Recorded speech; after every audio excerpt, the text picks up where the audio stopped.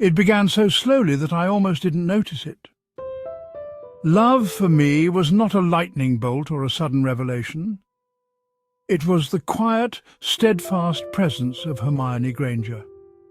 It was in the way her brows would furrow in concentration as she pored over ancient runes in the library, the soft scent of old parchment and vanilla that always seemed to cling to her robes. I saw it in the fierce loyalty that burned in her eyes when she defended me, her voice sharp and unwavering. She was my constant, my anchor in a world determined to tear me apart. While others saw the boy who lived, she saw just Harry, a boy who needed his friends and often forgot to do his homework. I kept this feeling locked away, a secret more guarded than the Sorcerer's Stone. How could I tell her? How could I risk the one pure, uncomplicated friendship I had? Ron was my brother, and Hermione was everything else. The thought of shattering our trio, of introducing a complication that could break us, was a fear greater than Voldemort himself. So I said nothing. I watched her, I listened to her, and I loved her in the silent spaces between our adventures. I cherished the moment she would grab my arm in excitement or rest her head on my shoulder in exhaustion, pretending they meant nothing more than friendship. My love was a quiet fire, warming me in the solitude of my own mind. I would replay our conversations, her clever arguments and her gentle reassurances, finding new layers of meaning that probably weren't there. When she smiled, it was as if the sun had broken through the perpetual grey clouds of my life. I convinced myself that this was enough. To have her by my side, to fight alongside her, to simply exist in her orbit had to be enough. To ask for more felt greedy, a betrayal of the unique bond we already shared. So I buried the truth deep, under layers of duty and the ever-present threat of darkness. The war gave me an excuse. There was no time for personal feelings, no space for the selfish desires of my heart. Every moment was about survival, about protecting the world from the evil that hunted me. I told myself that once it was all over, perhaps then I would find the courage. Perhaps then, in a world at peace, I could finally tell her what she meant to me. But even as I clung to that fragile hope, a part of me knew it was a lie. The fear of her rejection, of seeing confusion or pity in her eyes instead of the love I so desperately craved, was a basilisk I could not face.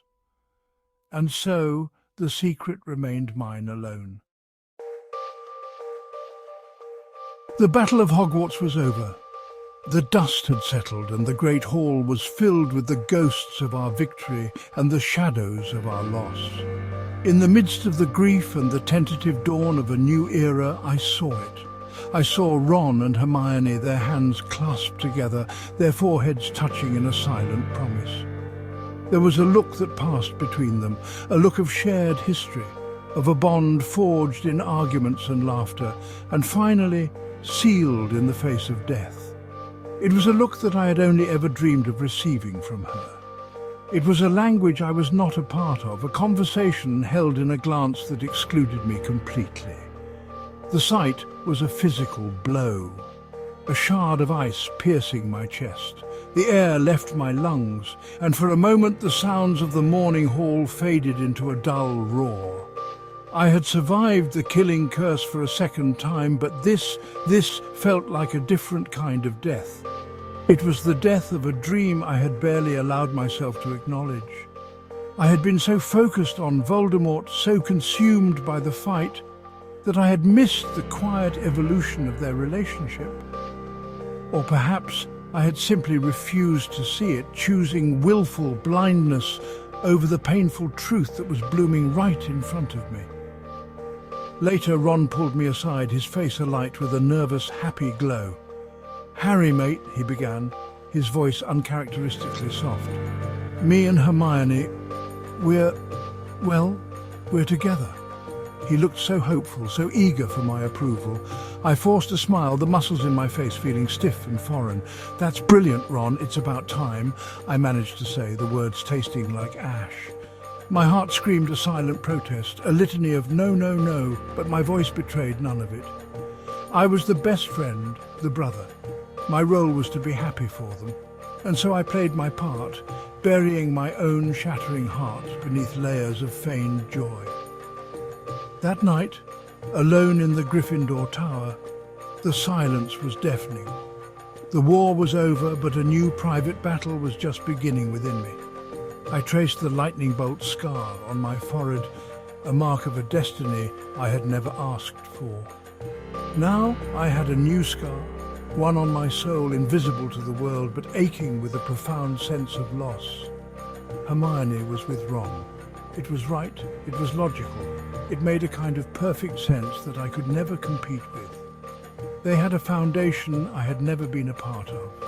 And I, the boy who lived, was utterly and completely alone, with a love that now had nowhere to go. A few years passed. We rebuilt our world, and I rebuilt my walls, brick by painful brick. I threw myself into my aura training, the danger and the focus, a welcome distraction from the constant low hum of heartache. Our trio remained, but it was different. It was now a couple and their best friend. I was the third wheel, the perpetual guest in their shared life. I watched them build a home at the Burrow, their laughter echoing in rooms where I felt like a visitor. Their love was a warm, vibrant tapestry, and I stood on the outside, admiring its beauty while freezing in the cold of my own solitude. One evening, Ron invited me for dinner. It was just the three of us, a rare and cherished occasion. The air was thick with a nervous energy I couldn't quite place. After we ate, Ron nervously cleared his throat. "Harry," he said, his eyes darting towards Hermione, who was blushing furiously. "You're my brother! I wanted you to be here for this." Then he turned to her, his expression softening into one of pure adoration. He knelt on one knee on the worn rug of their living room, pulling out a small velvet box. My breath caught in my throat. I knew what was coming, and my mind screamed for me to run, to flee, to escape the impending agony. "Hermione Jean Granger," Ron began, his voice thick with emotion. "You're the smartest, bravest, most brilliant witch I've ever known. You make me a better man. Will you marry me?" The world stopped. My entire being was focused on her face, searching for any sign of hesitation, any flicker of doubt that might give me a sliver of hope. But there was none. Her face was illuminated with a joy so pure, so absolute that it was blinding. Tears streamed down her cheeks as she whispered, "Yes, of course, yes." They embraced, a perfect picture of happiness, and I was the silent, unseen witness to the final, definitive end of my own story. I felt my soul splinter. It was a clean break this time, a devastating finality that left no room for hope. I was happy for them, truly. How could I not be? They were my best friends, my family, but my own personal grief was a tidal wave drowning me. "Congratulations!" I choked out, my voice sounding distant and hollow even to my own ears. I hugged them both, the physical contact a searing reminder of my place, the supportive friend, the eternal outsider. That night, I didn't go back to my empty flat. I apparated to the edge of the Black Lake at Hogwarts, the cold water a welcome mirror to the frozen wasteland inside me. The wedding preparations were a special kind of torture. As best man, I was inextricably involved. I helped Ron choose his dress robes. I listened as Hermione debated floral arrangements and seating charts. "Harry, do you think peonies or roses would be better?" she'd ask, her eyes shining with excitement. I would offer my opinion, my voice steady, while inside I was screaming. Every detail, every choice was another nail in the coffin of my buried love. I was an architect of my own heartbreak, helping to build the monument of their union, a union that signified my ultimate loss. There was no escape. My love for them both compelled me to stay, to help, to smile. Then came the final blow. A week before the wedding, Hermione sat me down, her expression serious. "Harry," she said, taking my hand. Her touch, once a source of quiet comfort, now felt like a brand. There's something else I want to ask you. It's not traditional, but besides Ron, you are the most important person in my life. Would you also be our ring bearer? She looked at me with such earnest affection, such pure platonic love, that it shattered the last of my defences. The irony was poetic in its cruelty. I was to be the guardian of the very symbols that would bind her to another man forever. Of course, I said, my voice barely a whisper. What else could I say? To refuse would be to reveal everything, to stain their happiness with my own selfish sorrow. So I accepted the role, the dual burden of best man and ring bearer. The day of the wedding arrived, a bright, sunny afternoon that felt like a personal mockery. I stood beside Ron at the altar, the weight of the gold bands in my pocket feeling heavier than a mountain. I watched Hermione walk down the aisle, a vision in white, her eyes fixed on Ron. She was radiant, beautiful, and so completely out of my reach. She was walking towards her future, and I was just a part of the scenery. The moment came. The officiant asked for the rings. My hand trembled as I reached into my pocket and placed the cold metal circles onto the cushion. I extended them forward, my eyes meeting Hermione's for a fleeting second. She gave me a small, grateful smile, a smile of pure friendship, completely oblivious to the hurricane raging inside me. In that moment, I wanted to vanish, to cease to exist. I handed over the rings, the physical manifestation of my surrender. I watched them place the bands on each other's fingers, sealing their vows, sealing my fate. I clapped with the rest of the crowd, my applause a hollow echo of my broken heart. After the wedding, I threw myself into my work with a desperate, all-consuming fervour. I became the ministry's most dedicated aura, the one who took the most dangerous assignments, the one who worked late into the night and on weekends. My flat at Grimmauld Place was not a home. It was merely a place to sleep before returning to the only thing that gave me purpose, the hunt. Chasing down dark wizards was simple. It was a clear battle of good versus evil, a world of black and white that was a welcome respite from the murky grey fog of my emotional life. Danger was a comfort, a thrill that momentarily silenced the ache in my chest. Ron and Hermione would invite me over for dinner, their home filled with the warmth of their growing family. Rose was born, then Hugo. I was Uncle Harry, the beloved, ever-present figure who brought the best birthday presents and told the most exciting stories of my aura exploits. I loved their children, I truly did, but each visit was a fresh reminder of what I didn't have. I would watch Hermione soothe a crying baby, or see Ron look at his wife with a love that had only deepened with time, and the loneliness would hit me with the force of a physical blow. I was a part of their family, yet fundamentally separate from it. They worried about me. "Harry, you need to slow down," Hermione would say, her brow creased with concern. "You can't spend your whole life chasing dark wizards. You need to find someone." I would just smile and change the subject. How could I explain that I'd already found someone? How could I tell her that my heart was a locked room and she had been the only one who ever held the key without even knowing it? Dating felt like a betrayal, a lie. Every woman I met I would unintentionally compare to her, and they would all fall short. It wasn't fair to them, and it was impossible for me. So my life became a routine of work and solitude. The boy who lived became the man who survived. I had saved the wizarding world, but I couldn't save myself from my own heart. My friends were happy, and for that I was eternally grateful. Their happiness was the one good thing I could hold on to, even if it was the source of my deepest pain.